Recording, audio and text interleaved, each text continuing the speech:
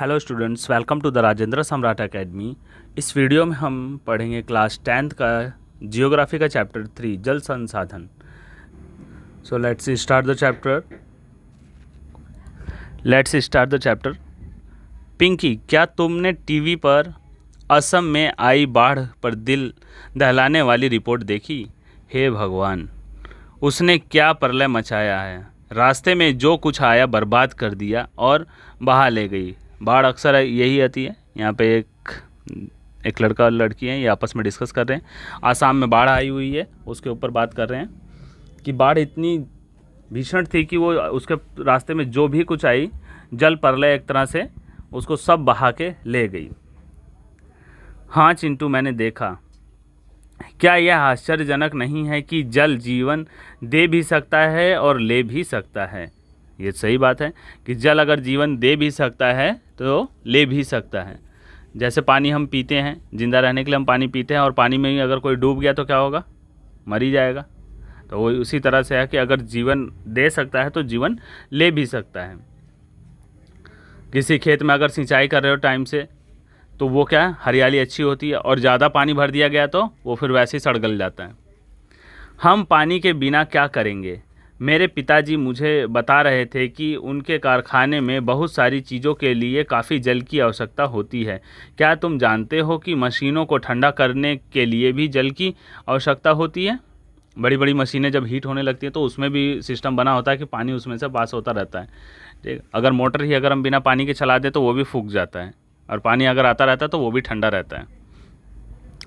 कारखाना भी जल विद्युत संयंत्र द्वारा पैदा की गई बिजली से चलता है, और कारखाने भी जो है कि जो पानी द्वारा अगर लाइट जो बनती है, जनरेट होती है, उसी से चलते हैं। अब मैं समझ सकती हूँ कि विभिन्न युगों में मानव नदियों और अन्य जल स्रोतों जैसे झरनों, झीलों, पोखरों और मरुधानों के आसपास क्यों बसता था। मतलब पिंकी कहती है कि अब उसे समझ में आ रहा है कि पहले के लोग ज़्यादातर पानी के ही पास क्यों बसा करते थे। पानी के पास बसने का मतलब ये था कि जैसे कि नदी के किनारे बस गए तो उन्हें यातायात की सुविधा मिल जाती थी, दूसरा पीने के लिए पानी मिल जाता था, फिर तीसरी चीज़ उन्हें खाने के लिए वहाँ से मछली वगैरह भी मिल जाया करती थी, जो मांसाहार का किया करते थे, और उनका जीवन यापन अच्छे से हो जाया करता था। खेती सिंचाई के लिए जल मिल जाया करता था जब उन्होंने खेती शुरू की, और आने जाने के लिए सबसे सुविधा, बिना किसी मतलब तेल के या किसी ईंधन के वो अपना नाव बना के जा सकते थे पानी से। जैसा कि आप जानते हैं कि 3/4 धरातल जल से ढका हुआ है। जैसा कि हम जानते हैं कि क्या पानी है, लगभग 75% पानी है धरती पे और 25% ज़मीन है। परंतु इसमें प्रयोग लाने योग्य अलवणीय जल का अनुपात बहुत कम है। प्रयोग लाने लायक जल क्या है? बहुत ही कम है। नेक्स्ट हेडिंग है जल दुर्लभता और जल संरक्षण एवं प्रबंधन की आवश्यकता। जल के विशाल भंडार और इसके नवीकरण योग्य गुणों के होते हुए यह सोचना भी मुश्किल है कि हमें जल दुर्लभता का सामना करना पड़ सकता है। जैसे ही हम जल की कमी की बात करते हैं तो हमें तत्काल ही कम वर्षा वाले क्षेत्र या सूखाग्रस्त इलाकों का ध्यान आ जाता है। हमारे मानस पटल पर तुरंत राजस्थान के मरुस्थल और जल से भरे मटके संतुलित करती हुई और जल भरने के लिए लंबा रास्ता तय करती पनिहारिनों के चित्र चित्रित हो जाते हैं। जैसे कि अगर हम सूखाग्रस्त एरिया की बात करते हैं तो तुरंत हमें राजस्थान की याद आती है कि वहाँ पे पानी के लिए क्या होता है, बहुत दूर दूर तक लड़कियाँ महिलाएं जाती हैं, सर पे मटका रख लेती हैं, 2-3 मटके लेके चली जाती हैं, वो लगभग पानी भर के आती जाती रहती है, लंबी कतारों में आती जाती हैं वो। यह सच है कि वर्षा में वार्षिक और मौसमी परिवर्तन के कारण जल संसाधनों की उपलब्धता में समय और स्थान के अनुसार विभिन्नता है। अब बारिश के होने का समय और स्थान के अनुसार भी क्या है, बारिश के समय भी पानी जो बारिश का होता है वो अलग अलग मात्रा में होता है, कहीं कम कहीं ज़्यादा बारिश होती है। परंतु अधिकता जल की कमी, इसके अतिशोषण, अत्यधिक प्रयोग और समाज के विभिन्न वर्गों में जल के असमान वितरण के कारण होती है। अब इसका कारण क्या होता है? या तो हम पानी का बहुत ज़्यादा दुरुपयोग कर रहे हों, ठीक, जैसे पीने की पाइपलाइन होती हैं और वो फूटी है और वो पानी बहता ही रहता है, ठीक। तो वो भी दुरुपयोग ही हो रहा है उसका। हमने टैप खुला हुआ छोड़ दिया तो पानी टपकता रह रहा है, बहता रह रहा है, ठीक है। अगर हमें थोड़े से पानी की ज़रूरत है और ढेर सारा अगर हम पानी गिरा रहे हैं तब भी यह क्या इसका अत्यधिक प्रयोग हो रहा है, दुरुपयोग हो रहा है। और पीने वाला पानी है उसका उपयोग कहीं हम कर रहे हैं अत्यधिक प्रयोग होने की वजह से। जैसे अगर हम पानी को 2 बार यूज़ कर सकते हैं, जैसे हमने कपड़े वगैरह धोए, उस पानी को हम सिंचाई में भी प्रयोग कर सकते हैं, इस तरह से हम उसे बचा सकते हैं। बहुत से तरीके हैं, पानी को हार्वेस्टिंग कर सकते हैं, जैसे कि बारिश का पानी है तो हम बोरिंग करा के उसको पानी को हम ज़मीन के लेवल में डाल सकते हैं। जो बारिश का पानी होता है अगर ज़मीन के लेवल में चला गया तो फिर वो ज़मीन में चला जाता है पानी, और उसको फिर हम दोबारा से हैंडपम्प वगैरह के थ्रू निकाल सकते हैं। तो ज़मीन का जो अंदर का स्तर होता है पानी का बढ़ने लगता है। अत्यधिक प्रयोग समाज के विभिन्न वर्गों में जल के असमान वितरण होते हैं, और कई कई जगह क्या होता है, कुछ लोगों को पीने के लिए पानी ही नहीं मिलता, कुछ लोगों को क्या होता है, अमीर लोग हैं तो उनको बहुत ज़्यादा पानी मिल रहा है, उनके पास बहुत ज़्यादा सुविधा है कि नहीं। अब जिनके पास सुविधा है, आर्थिक मजबूती है, तो वो पानी का क्या करेंगे, दुरुपयोग ही करते हैं। अब जैसे गरीब लोगों के पास मोटर नहीं है, पानी की सुविधा नहीं है, पाइपलाइन नहीं है, जिसके पास पैसा है उन्होंने पाइपलाइन लगा ली और खूब मोटर चला रहे हैं, तो पानी का भी उपयोग, लाइट ज़्यादा खर्च हो रही है तब भी उन्हें कोई फ़र्क नहीं पड़ता, लेकिन गरीब लोगों को बिल देना पड़ेगा तो वो परेशान हो जाते हैं।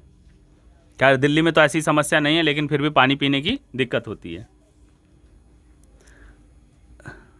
क्या यह संभव है कि किसी क्षेत्र में प्रचुर मात्रा में जल संसाधन होने के बावजूद भी यहाँ जल की दुर्लभता हो? कह रहा कि क्या ऐसा भी है कि किसी क्षेत्र में पानी होते हुए भी वहाँ पानी पीने के लिए नहीं है? हमारे कई शहर इसके उदाहरण हैं। अतः जल दुर्लभता अत्यधिक और बढ़ती जनसंख्या और उसके परिणाम स्वरूप जल की बढ़ती मांग और उसकी असमान वितरण का परिणाम हो सकता है। कह रहा है कि बढ़ती जनसंख्या, असमान उसकी मांग और असमान वितरण, मतलब बहुत ज़्यादा उसकी डिमांड होने लगी है। अब जो लोग बढ़ेंगे तो उन्हें पानी की भी तो ज़रूरत बढ़ेगी। अब ये तो नहीं है कि जनसंख्या बढ़ रही है तो पानी नहीं चाहिए उन्हें, जनसंख्या बढ़ रही है तो उन्हें पानी की भी ज़रूरत पड़ रही है। धीरे धीरे धीरे धीरे इसी तरह से क्या पानी, अब पानी तो उतना ही है, जनसंख्या बढ़ती जा रही है, तो इसमें पानी की तो कोई गलती नहीं है। तो अब जो जनसंख्या बढ़ी तो उन्हें रहने के, खाने पीने के लिए, नहाने के लिए भी सब पानी की ज़रूरत पड़ती है। जल अधिक जनसंख्या के लिए घरेलू उपयोग में ही नहीं बल्कि अधिक अनाज उगाने के लिए भी चाहिए। अब पानी पीने के लिए ही नहीं, अब उनके खाने के लिए, भोजन की जो व्यवस्था करनी है उसके लिए भी तो ज़्यादा मात्रा में सब्जी उगानी पड़ेगी, ज़्यादा मात्रा में अनाज उगाना पड़ेगा, तो उसके लिए भी सिंचाई ज़्यादा ज़रूरी हो गई। जैसे हरित क्रांति जब चली तब से सिंचाई के लिए ज़्यादा साधन जुड़ गए, नदियों से पानी खींच के, ट्यूबवेल वगैरह और स्प्रिंग, कई तरह से, मतलब उनमें अगर कह सकते हैं आधुनिकीकरण किया गया। अब जैसे देखा होगा कभी कि कई जगह पंजाब वगैरह में, हरियाणा में देखोगे तो कि खेतों में क्या है, पाइप सी बिछा देते हैं, उसमें जगह जगह वो फुहारे टाइप का लगा देते हैं, फाउंटेन टाइप का, कम पानी में ही पूरे पेड़ों पे क्या करती है वो पानी डाल देते हैं। फुहारे से ऐसे चलते रहते हैं और कम पानी में ही सिंचाई होती रहती है। अतः अनाज का उत्पादन बढ़ाने के लिए जल संसाधन का अति शोषण करके ही सिंचित क्षेत्र बढ़ाया जा सकता है। ज़्यादा से ज़्यादा मात्रा में अगर हम जल सिंचाई करते हैं तो हमारे पास क्या है कि अनाज अच्छा उगेगा। और शुष्क ऋतु में भी खेती की जा सकती है। ज़्यादा पानी का यूज़ करके हम शुष्क में, जहाँ पे जो कि पानी की कमी होती है, उस मौसम में भी कर पाते हैं। सिंचित कृषि में जल का सबसे ज़्यादा उपयोग होता है। शुष्क कृषि तकनीकों तथा सूखा प्रतिरोधी फसलों के विकास द्वारा अब कृषि क्षेत्र में क्रांति लाने की आवश्यकता है। कह रहा है कि अब इनकी वजह से क्या है, कृषि क्षेत्र में क्रांति लाने की ज़रूरत है, आवश्यकता है। शुष्क कृषि तकनीकों में सुधार करके तथा सूखा प्रतिरोधी फसलों के विकास करके, जहाँ सूखा ना पड़े ऐसी फसलों का। देखा होगा पहले जो फसल आती थी वो बहुत ज़्यादा उसमें खर्चा किया जाता था, लेकिन अब क्या है, एक और इजराइल जैसा 25 सेंटीमीटर औसत वार्षिक वर्षा वाले देश में जल का कोई अभाव नहीं है, तो दूसरी ओर 114 सेंटीमीटर औसत वार्षिक वर्षा जल वाले हमारे देश में प्रतिवर्ष किसी भाग में सूखा अवश्य पड़ता है। देश में जल की उपलब्धता और उसके स्वरूप के अनुसार समुचित जल प्रबंधन न होने के कारण ही वर्षा का जल नदी नालों में तेज़ी से बहकर समुद्र में चला जाता है, जिससे वर्षा के बाद के लगभग 9 महीने देश के लिए पानी की कमी होती है। और ये भी मूल कारण है देश के जलीय अभाव के, जिसे हम उचित प्रबंधन के द्वारा ही नियंत्रित कर सकते हैं। अगर इतना मतलब पानी भारत में 114 सेंटीमीटर पानी बरसता है और बल्कि इजराइल में 25 सेंटीमीटर होता है, उन्होंने उसकी व्यवस्था कर रखी है। बारिश का जो पानी होता है, बारिश का पानी जब आता है तो उसमें क्या होता है कि वो फिल्टर भी एक तरह से होता है, पानी वाष्प होकर आता है। अगर उसको हम स्टोर कर लें, ज़मीनी लेवल में, ग्राउंड लेवल में उतार दें, तो पानी का सूखा पड़ना बहुत कम हो जाएगा। नहीं तो पानी इतना ज़्यादा बरसता है 114 सेंटीमीटर, लेकिन फिर भी 9 महीने लगभग पानी के लिए त्रासदी मची रहती है और कहीं ना कहीं हर साल भारत में सूखा घोषित हो जाता है। यहाँ आप देखिए नीचे पूरा पानी भरा हुआ है, उसके बाद भी ये इसमें देखोगे इमेज में कि ये बच्चा है जो पानी बोतल लेके पानी भर रहा है और पूरा ये बाढ़ से ग्रस्त है। उसके बाद भी ये पीने का पानी अलग से इसमें भर रहा है। और एक जगह यहाँ देखो पीने के पानी के लिए ये परेशान है, यहाँ लंबी लाइनें लगी हुई हैं, पीने के पानी के लिए इतनी लंबी कतार लगी हुई है। आते हैं नेक्स्ट पेज पे। आपने टेलीविज़न विज्ञापनों में देखा होगा कि बहुत से किसानों के खेतों पर अपने निजी कुएं और नलकूप में हैं।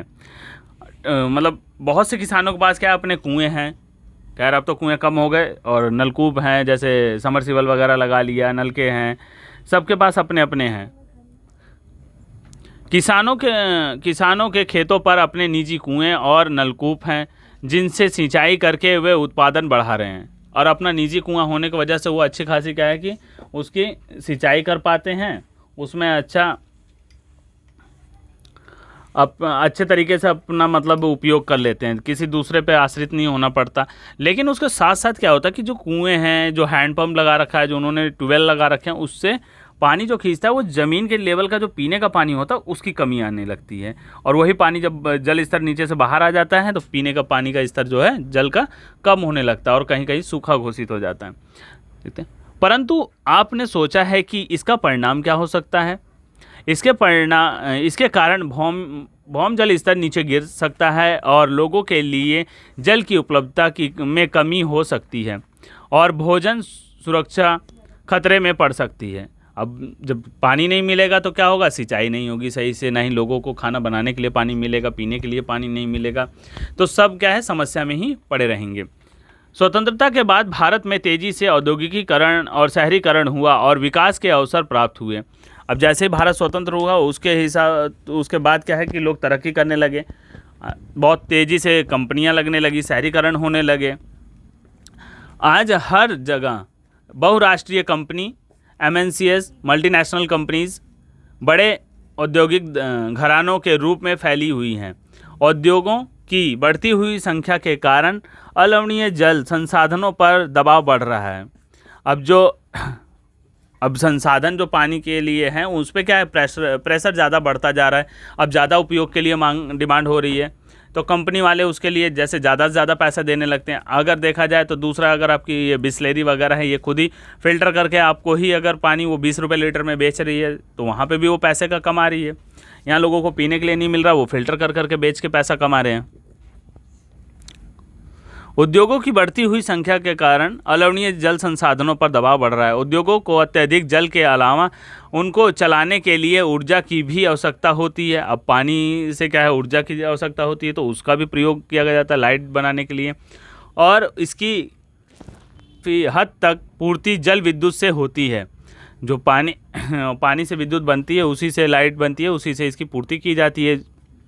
वर्तमान समय में भारत में कुल विद्युत का लगभग 22% भाग जल विद्युत से प्राप्त होता है। इसे अंडरलाइन कर लेना।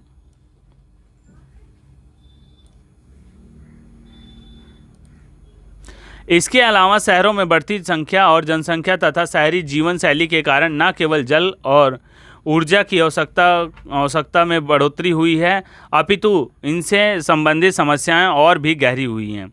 कह रहे इसकी आपूर्ति की समस्या बढ़ी है, बल्कि और भी समस्या ये बड़ी होती चली गई। यदि आप शहरी आवास समितियों या कॉलोनियों पर नज़र डालें तो आप पाएंगे कि उनके अंदर जल पूर्ति के लिए नलकूप स्थापित किए गए हैं।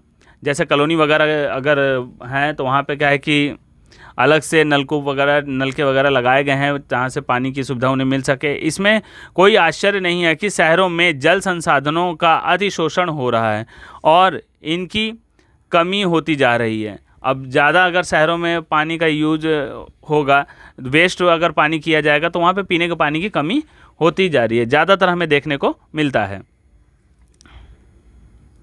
अब तक हमने जल दुर्लभता के मात्रात्मक पहलू की ही बात की है। आओ हम ऐसी स्थिति के बारे में विचार करें जहां लोगों की आवश्यकता के लिए काफ़ी जल संसाधन है। कह रहे हैं कि अभी तो हमने बस खाली इतना ही किया, लेकिन अब हम बात करते हैं जहाँ लोगों को बहुत अधिक मात्रा में जल संसाधन का उपयोग होता, परंतु फिर भी इन क्षेत्रों में जल की दुर्लभता, पानी होते हुए भी वहाँ पे भी क्या है कि पीने के लिए जैसे पानी नहीं है और चीज़ों के लिए उन्हें पानी नहीं मिलता। वहाँ उपलब्धता तो है लेकिन वो यूज़ नहीं कर पाते। यह दुर्लभता जल की खराब गुणवत्ता के कारण हो सकती है। अगर पानी है वहाँ पे, अब जैसे अब समुद्र का पानी कोई पी नहीं सकता डायरेक्ट, क्योंकि वो खारा इतना ज़्यादा होता है, तो इसलिए वहाँ पीने के पानी की समस्या है। पिछले कुछ वर्षों में यह चिंता का विषय बनता जा रहा है कि लोगों की आवश्यकता के लिए प्रचुर मात्रा में जल उपलब्ध होने के बावजूद यह घरेलू और औद्योगिक अपशिष्टों, रसायनों, कीटनाशकों और कृषि में प्रयुक्त उर्वरकों द्वारा प्रदूषित है और मानव उपयोग के लिए खतरनाक है। इतनी सुविधा होने की वजह से भी ये सारी जैसे कि खाद डाल दिया, केमिकल्स, फैक्ट्रियों के केमिकल जैसे नदियों में अगर निकल जाते हैं तो नदियों का भी पानी क्या होता है, दूषित हो जाता है, जिसके वजह से उसमें भी मछलियाँ वगैरह मरने लगती हैं, जल जीव जो होते हैं वो मरने लगते हैं। कीटनाशक जो पानी अगर खेतों में डाल रखा है कीटनाशक, तो पानी अगर ज़्यादा हो गया तो बहते बहते वो भी नहर नदियों में आ जाता है, वहाँ का भी पानी दूषित हो जाता है और ये मनुष्य के लिए ज़्यादा समस्या का कारण। भारत की नदियाँ विशेषकर छोटी सरिताएँ, मतलब छोटी नदियाँ जहरीली धाराओं में परिवर्तित हो गई हैं। जो छोटी नदियाँ थी उसमें पानी का बहाव ज़्यादा नहीं था, तो वो क्या है, फैक्ट्रियों का जो कचरा, जो कीटनाशक और जो मतलब केमिकल्स वगैरह रिलीज़ होते थे, तो वो उसमें जाके क्या होगा कि बहुत जहरीला हो गया पानी। वहाँ का पानी जहरीला हो गया, वहाँ के लोग जो पीने के लिए उसको यूज़ नहीं कर सकते थे। वहाँ में जो जल जीव थे, मछली वगैरह जो उसमें और छोटे छोटे जीव रहते थे, उनकी भी क्या मृत्यु होने लगी, वो ख़त्म होने से शुरू हो गए। और बड़ी नदियाँ जैसे गंगा और यमुना कोई भी शुद्ध नहीं है। जैसे कि अभी आपने सुना होगा कि गंगा परियोजना चल रही है, यमुना सफाई परियोजना चल रही है, उनको साफ़ किया जा रहा है, काफ़ी सालों से उसमें चल रहा है, पैसा का घोटाला भी चल रहा है, सब चीज़ चलता रहता है अभी उसमें, अभी तक वो पूरी साफ़ नहीं की जा चुकी है। बढ़ती जनसंख्या, कृषि, आधुनिकीकरण, नगरीकरण और औद्योगिकीकरण का भारत की नदियों पर अत्यधिक दुष्प्रभाव पड़ा है। जैसे जैसे शहरीकरण होता गया, कंपनियां बढ़ती गई, नगरीकरण होता गया, तो पानी की जो निकासी थी और कहीं नहीं जाके सीधे नदी में ही होती थी। नदी का बहता जल था तो उसमें वो निकासी हो जाती थी, जिसके वजह से नदी का पानी दूषित होने लगा और हर दिन गहराता जा रहा है। इससे संपूर्ण जीवन खतरे में है। और ये जो कटिंग है ये है द सिटीजन्स फीफर रिपोर्ट्स की है, CSE 1999 की रिपोर्ट है ये, वहाँ से लिए गए। आपने अनुभव कर लिया होगा कि समय की मांग है कि हम अपने जल संसाधनों का संरक्षण करें। अब इससे हमें समझ में आ गया कि आज के समय में हमें जल संसाधन का संरक्षण करना चाहिए और प्रबंध करें, उनकी व्यवस्था करनी चाहिए। स्वयं को स्वास्थ्य संबंधी खतरों से बचाएं, खाद्यान्न सुरक्षा, अपनी आजीविका और उत्पादक क्रियाओं की निरंतरता को सुनिश्चित करें और हमारे प्राकृतिक परितंत्रों की निम्नीकृत होने से बचाएं, उन्हें डिग्रेडेशन होने से बचाएं, मतलब उनको ख़त्म होने से बचाएं। आजकल ज़्यादातर देखा गया है कि प्राकृतिक में बचाव करने के लिए सब ज़्यादा उस पर जोर देते हैं, प्राकृतिक तौर पे उसे बचाया जाए, उनको सुरक्षा दी जाए, उन्हें शुद्ध किया जाए, नदियों में नालों में गंदे जल को रोका जाए, नदियों में जाने से गंदे पानी को रोका जाए, कूड़ा कचरा ना फेंका जाए जिससे कि पानी दूषित ना हो। जल संसाधनों के अतिशोषण और कुप्रबंधन से इन संसाधनों का हास्य हो सकता है और इसका अतिशोषण होने से क्या है कि बहुत नुकसान होगा, हास्य होगा, कमी होगी और पारिस्थितिकी संकट की समस्या पैदा हो सकती है और जो हमारा जो इकोसिस्टम है उसके संकट हो जाएगा। जैसे कि अगर पानी की समस्या बढ़ी तो और जो लोग हैं पीने से लेके सबको पानी नहीं मिलेगा, खेती में भी नहीं मिली, तो सब चीज़ क्या होगा, धीरे धीरे ख़त्म होने शुरू हो जाएगा, जिसका हमारे जीवन पर गंभीर प्रभाव पड़ेगा। और जब खेती वगैरह सही से नहीं हो पाएगी, खाने पीने के लिए नहीं मिलेगा, सिंचाई नहीं हो पाएगी, तो क्या होगा, धीरे धीरे हमारा जीवन भी समाप्त होने की कगार पर आ जाएगा। आपने दिन प्रतिदिन के अनुभव के आधार पर जल संरक्षण के लिए एक संक्षिप्त प्रस्ताव लिखें। तो ये आप खुद ही कर लेना, किस प्रकार से हम जल को सुरक्षित कर सकते हैं, इस पर प्रस्ताव लिख सकते हैं कि मतलब क्या क्या तरीके हैं जिससे हम जल का ज़्यादा अति उपयोग ना करें, अच्छे तरह से उपयोग कर सकते हैं। नेक्स्ट हेडिंग हमारी आती है बहुउद्देशीय नदी परियोजनाएं और समन्वित जल संसाधन प्रबंधन। अब यहाँ पे दे रहा है कि बहुत सी परियोजनाएं चली, जो कौन कौन सी परियोजनाएं थी, जैसे कि उनको हम जल को सुरक्षित कर सकते हैं, जल का बचाव कर सकते हैं, जल को स्वच्छ रख सकते हैं। तो आए पढ़ते हैं, हम जल का संरक्षण और प्रबंधन कैसे करें। पुरातत्व वैज्ञानिक और ऐतिहासिक अभिलेख दस्तावेज बताते हैं कि हमने प्राचीन काल से सिंचाई के लिए पत्थरों और मलबे से बांध जलाशय अथवा झीलों के तटबंध और नहरों जैसे उत्कृष्ट जलीय कृतियाँ बनाई हैं। जैसे बांध वगैरह बना के पानी को रोका गया और नहर बनाई गई, जलाशय बनाए गए। इसमें कोई आश्चर्य नहीं है कि हमने यह परिपाटी आधुनिक भारत में भी जारी रखी है और यही चीज़ें हम आज भी करते हैं। और अधिकतर नदियों के बेसिन में बांध बनाए हैं और ज़्यादातर नदियों में क्या है कि बांध बनाए गए हैं। बांध बना के पानी रोका जाता है, उससे दूर और भी उपयोग किया जाता है, सिंचाई के लिए भी उस क्षेत्र को पानी मिल सके, इसलिए छोटे छोटे बांध बनाए जाते हैं ताकि उस लेवल तक पानी उस क्षेत्र में पहुंच जाए। उससे ऊपर का पानी क्या होता है, फिर आगे बह जाता है। प्राचीन भारत में जलीय कृतियाँ। ईसा से 1 शताब्दी पहले इलाहाबाद के नज़दीक श्रृंगवेरा में गंगा नदी की बाढ़ के जल को संरक्षित करने के लिए एक उत्कृष्ट जल संग्रहण तंत्र बनाया गया था। कह रहे ईसा से 1 शताब्दी पहले ऐसा काम इलाहाबाद में किया गया था पानी को बचाने के लिए। चंद्रगुप्त मौर्य के समय बृहद स्तर पर बांध, झील और सिंचाई तंत्रों का निर्माण किया गया था। चंद्रगुप्त का जो समय था उस टाइम में भी यहाँ पे बांध, झील, सिंचाई तंत्र, इन सब का निर्माण किया गया था। ये भी सब जो दिया होता है साइड में बहुत इंपॉर्टेंट होता है, यहाँ से भी कभी कभी पूछ लेता है। कलिंग ओडिशा, नागार्जुन कोंडा आंध्र प्रदेश, बेनूर कर्नाटक और कोल्हापुर महाराष्ट्र के उत्कृष्ट सिंचाई तंत्र होने के सबूत मिलते हैं। ये सब भी हाईलाइट कर लेना, ये सारे सिंचाई के तंत्र हैं, सिस्टम हैं। अपने समय की सबसे बड़ी कृत्रिम झील में से एक भोपाल झील 11वीं शताब्दी में बनाई गई थी। कृत्रिम झील मतलब आर्टिफिशियल झील है, ये मनुष्य द्वारा बनाई गई है, 11वीं शताब्दी में बनाई गई है। 14वीं शताब्दी में इल्तुतमिश ने दिल्ली में सीरी फोर्ट क्षेत्र में जल की सप्लाई के लिए हौज खास बनवाया। इल्तुतमिश ने जो 14वीं शताब्दी में हौज खास बनवाया था, जो हौज खास के नाम से जाना जाता है। मेट्रो स्टैंड भी है हौज खास, सकते हैं। डैम है हीराकुंड डैम, यहाँ पे ये इसको पानी को रोक के यहाँ पे लाइट बनाई जाती है, जिससे ज़्यादा से ज़्यादा इसकी पूर्ति की जाती है लाइट की, हीराकुंड डैम से। देखते हैं यहाँ पे बांध क्या है और वे हमें जल संरक्षण और प्रबंधन में कैसे सहायक है। कह रहा बांध क्या है और जल संरक्षण हम वहाँ से कैसे कर सकते हैं, प्रबंधन कैसे सहायता करता है। परंपरागत बांध नदियों और वर्षा जल को इकट्ठा करके बाद में उसे खेतों की सिंचाई के लिए उपलब्ध करवाते हैं। जैसे कि अगर हम पानी, जैसे कि शहरों में क्या समस्या होती है, पानी अगर टाइम पे आता है तो सब क्या करते हैं, डब्बे में भर के, मटके में भर के या बोतलों में भर के उसे स्टोर कर लेते हैं और फिर जब उन्हें पीने की ज़रूरत होती है धीरे धीरे पीते हैं। तो ठीक उसी तरीके से क्या है, बांध में भी पानी रोक लिया जाता है और जब उन्हें सिंचाई की ज़रूरत होती है तो उसके थ्रू वो सिंचाई खेतों में कर लेते हैं। आजकल बांध सिर्फ सिंचाई के लिए नहीं बनाए जाते, अपितु उनका उद्देश्य विद्युत उत्पादन, घरेलू और औद्योगिक उपयोग, जल आपूर्ति, बाढ़ नियंत्रण, मनोरंजन, आंतरिक नौचालन और मछली पालन भी है। यार आज के समय में जो बांध बनाए जाते हैं इन सब चीज़ों का भी उसमें प्रयोग किया जाता है। जैसे कि मछली पालन, अब बांध बना लिया, पानी तो रुका ही है, सिंचाई जब करनी होगी करेंगे, उसमें क्या करते हैं, मछली पालन कर लेते हैं। मछली पालन से क्या होता है, आर्थिक स्थिति के लिए कुछ पैसे मिल जाते हैं, औद्योगिक उपयोग के लिए उन्हें पानी चाहिए होता है वहाँ मिल जाता है, और मनोरंजन के लिए, मनोरंजन जैसे उसमें नाव चला लिए, नौका चला ली, तो इसमें नौका चालन करा लिया, तो इससे क्या है कि उनको नाव चलाने का भी मनोरंजन में हो जाता है।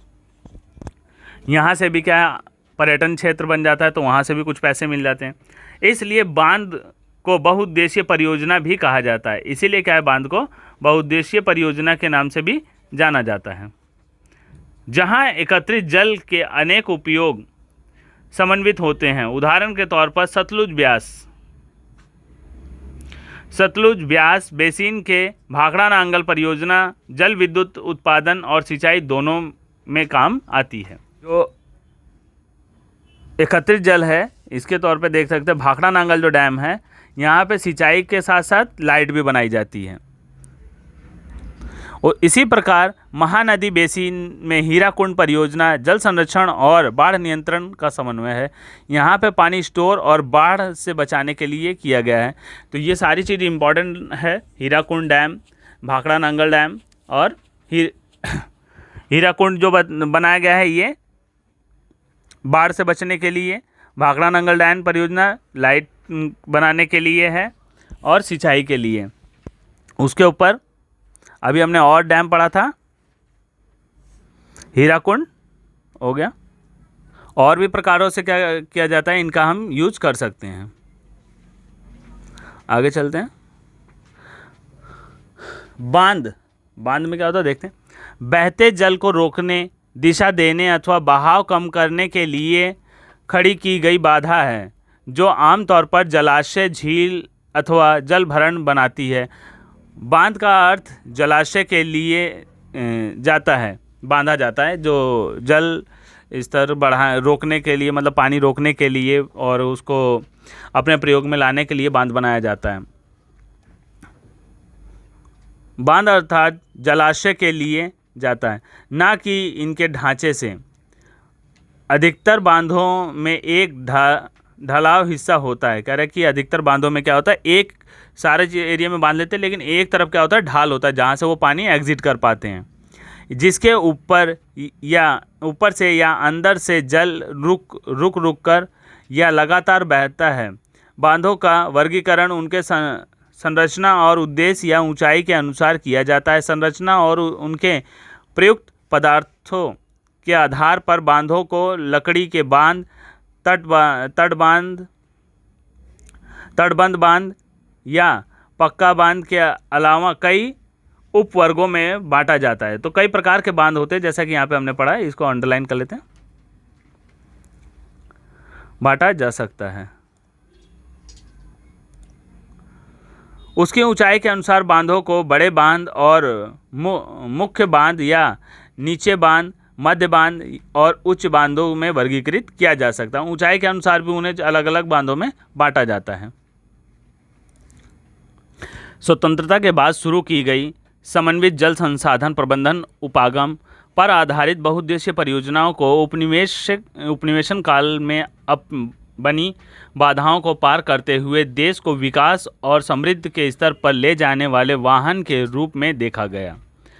जो जल संसाधन थे कि मतलब एक तरह से बताया था जैसे कि फ्री संसाधन होता है ये, यहाँ पे ना कोई तेल ना ही कुछ, अगर छोटी मोटी नाव वगैरह भी चलाई जाए तो पानी के सहारे हम चला सकते हैं।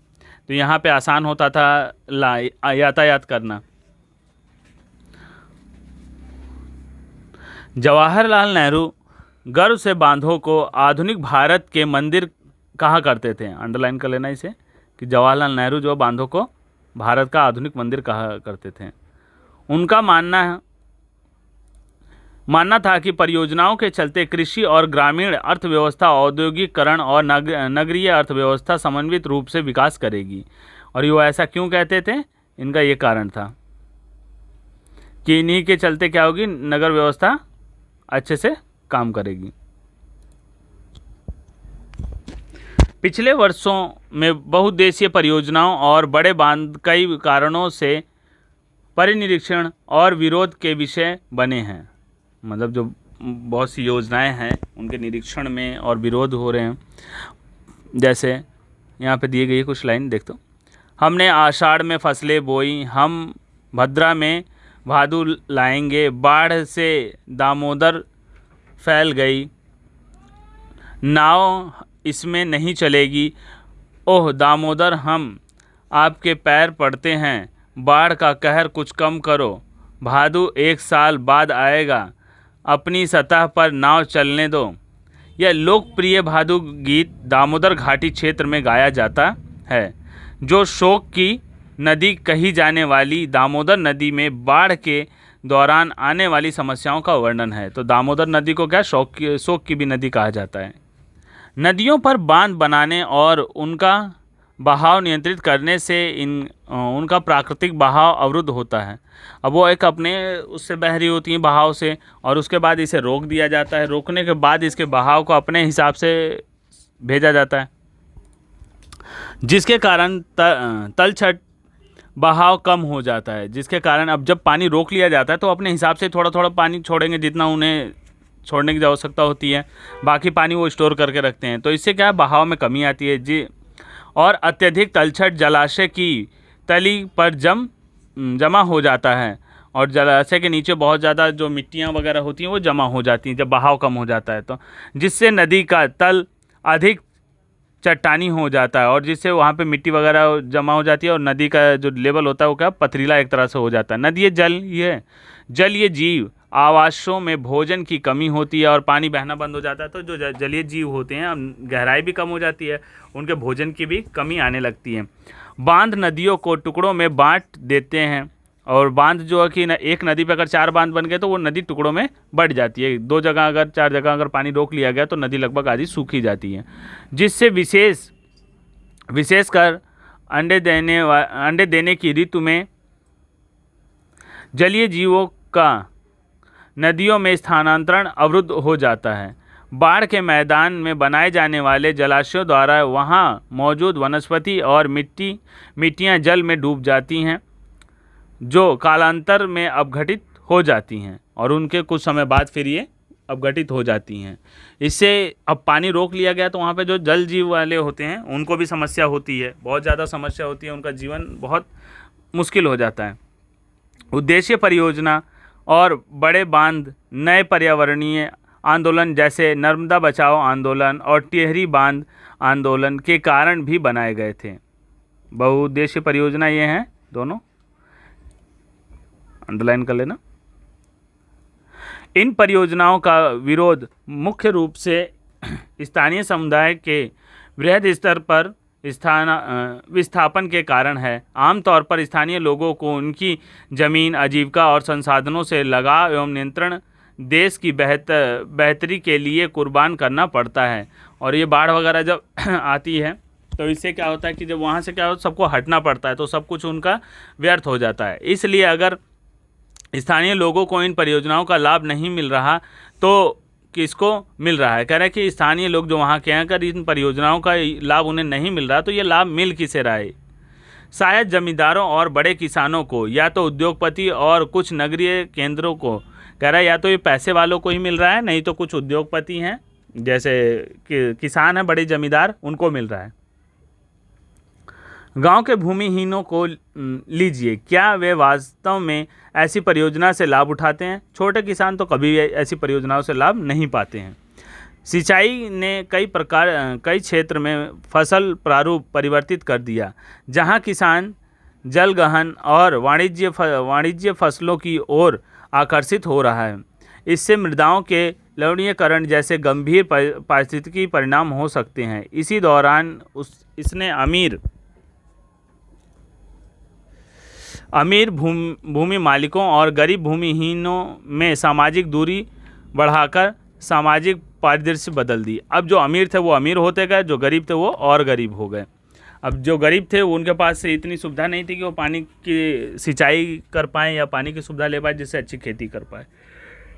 जो अमीर थे उनके पास सारी सुविधा थी, जिससे उन्होंने खेती की अच्छे से और अधिक मात्रा में उन्होंने इनकम की, लाभ कमाया। इस बांध उसी जल के अलग अलग उपयोगों और लाभ चाहने वाले लोगों के बीच संघर्ष पैदा करते हैं। गुजरात में साबरमती बेसिन में सूखे के दौरान नगरीय क्षेत्रों में अधिक जल आपूर्ति देने पर परेशान किसान उपद्रव पर उतारू हो गए। कह रहे हैं वहाँ पे जब जल की पूर्ति नहीं हुई तो वहाँ पे किसानों ने क्या किया, तो हंगामा करना शुरू कर दिया। बहुउद्देशीय परियोजनाओं के लागत और लाभ के बंटवारे को लेकर अंतर्राज्यीय झगड़े आम जा रहे हैं। कह रहे हैं कि इनकी योजनाओं पे क्या है कि आपस में लाभ कमाने के लिए क्या है झगड़े होने शुरू हो जाते हैं।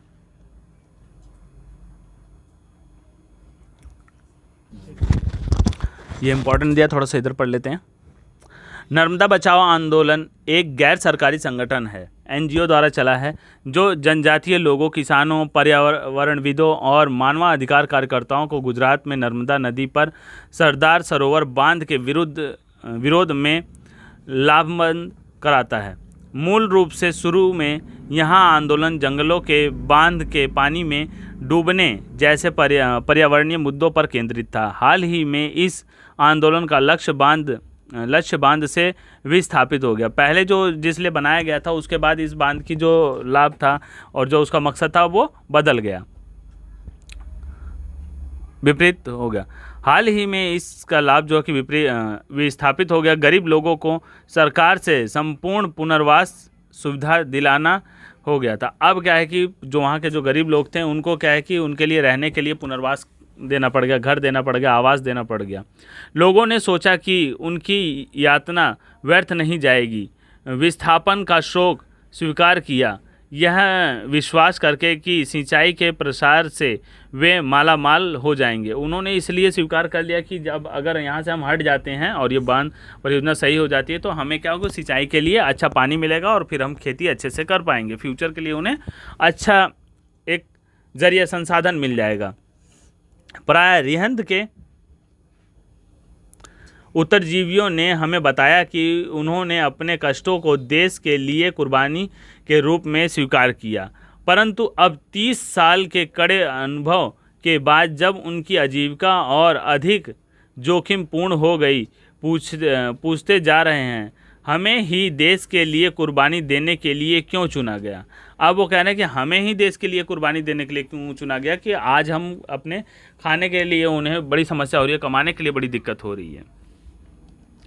आगे देखते हैं, ब्रैकेट में बॉक्स में ये दिया है, क्या आप जानते हैं सरदार सरोवर बांध गुजरात में नर्मदा नदी पर बनाया गया है। यह भारत की एक बड़ी जल संसाधन परियोजना है जिसमें 4 राज्य महाराष्ट्र, मध्य प्रदेश, गुजरात और राजस्थान सम्मिलित हैं। सरदार सरोवर परियोजना गुजरात 9,490 गांवों तथा 173 कस्बों तथा राजस्थान 124 गांवों के सूखाग्रस्त तथा मरुस्थलीय भागों की जल की आवश्यकता को पूरा करेगी। उन्होंने ये कहकर बनाया था कि इतने गांव के, इतने क्षेत्रों की ये जल आवश्यकता को पूरा करेगी।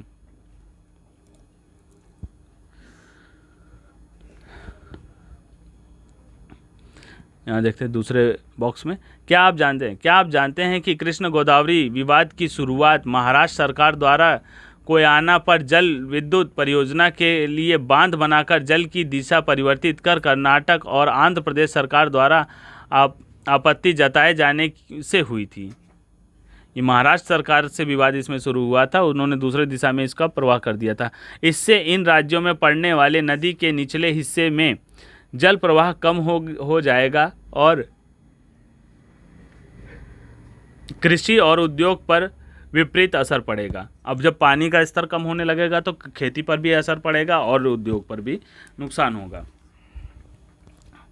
आगे चलते हैं नेक्स्ट पेज पे। ये मैप दिया हुआ है, मुख्य नदियाँ एवं बांध, इसको अच्छे से रिवीजन कर लेना। हर जगह नदी, कौन सी नदी पे कौन सा बांध है, इस मैप को अच्छे से पढ़ लेना, या फिर बाद में हम रिवीजन करा देंगे मैप की। ठीक, नेक्स्ट चलते हैं आगे। नई परियोजनाओं पर उठी अधिकतर आपत्तियां उनके उद्देश्यों में विफल हो जाने पर हैं।